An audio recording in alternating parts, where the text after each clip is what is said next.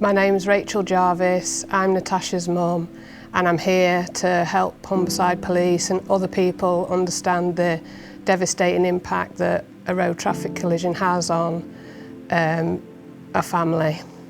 On the night out, my daughter was supposed to be going, but she wasn't very well. So Natasha's best friend, Imogen, ended up going with her boyfriend. They drove to Sheffield, they had food, drinks. Obviously the driver had a few drinks. They drove back and were doing nitrous oxide, which is obviously known as balloons. So all the factors involved, speed, drink, drugs. Natasha wasn't wearing a seatbelt.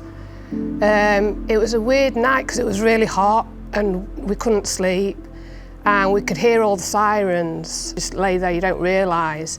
And I could hear the gate rattling, and I looked out and there was 2 police officers climbing over the gate. And then obviously they knocked at the door and I just knew it was Natasha, and they just said, "Can you just sit down?" And I just said, "It's Natasha, isn't it?" And they just kept saying, "Can you sit down?" And I just knew from that point that she was dead. My heart just literally it was a weird feeling, and just emptiness and also disbelief. I still really don't believe it to this day, but just shock and disbelief and just heartbreak, really. The impact's been really, really hard. Natasha was one of 5 children, so obviously for us, we've had to just stay strong as a family.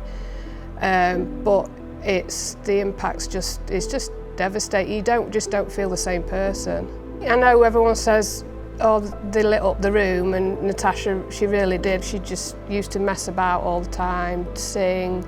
She used to do silly dances, and she was just, she was just life and the soul, and it's just that missing piece in the household that's just not there anymore.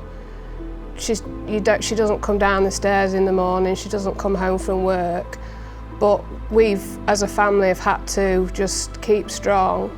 It's the worst thing we've had to deal with as a family. Literally about 30 seconds from where we live, the crash occurred.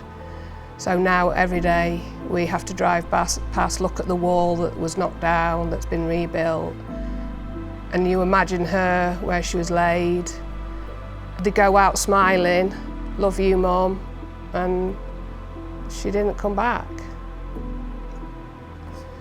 My message would be to someone who's going to get into a car and drink, drive, do nitrous oxide, be distracted, speed, just think twice. You don't realise the devastating, the ripple effect it has on the family.